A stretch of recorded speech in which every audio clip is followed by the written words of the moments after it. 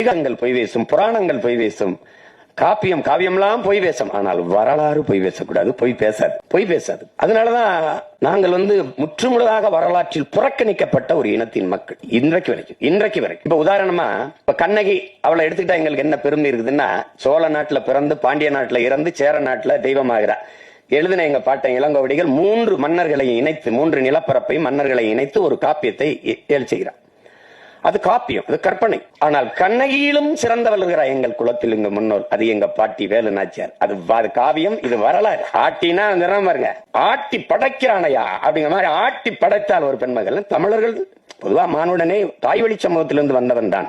முதல் திணையிலே நம்ம முதல் நிலத்திலே தாய் வழியில், 2வது நிலமும் தாய் வழி, 3வது மருத நிலத்தில் என்று வேளாண்குடிகளாக மாறுகிறோமோ, அவன் காட்டை பார்க்க போகும்போது வீட்டை பார்க்க பெண் இருக்கும்போது, ஒருவனுக்கு ஒரு தீங்கிறது வரும்போது தந்தை வழி சமூகமா ஆயிருது. அங்கதான் முதல் எழுத்து. எங்க ஐயாமே சொல்றாருல, வேற போடும்போது அவரு எசக்கிய சேர்த்துக்கிட்டாரு அப்படின்னு. அப்ப தந்தை வழி சமூகமா வரும்போதுதான் அது வரைக்கும் பெண்ணு தான், தாய் வழி சமூகம் தான். நம்ம அதை மாற்ற முடியல. இன்றைக்கு வரைக்கும் நாடு தாய் நாடு தான், மொழி தாய்மொழி தான். என் தம்பி கார்வணன் சொன்னது மாதிரி தமிழ் குடிகளுக்கு 90 விழுக்காட்டுக்கு மேலே பெண் தெய்வங்கள் தான். எனக்கு கூட என்னுடைய குலதெய்வம் வீரமாகாளி பெண்ணு தான். இங்கே இருப்பீர்கள்.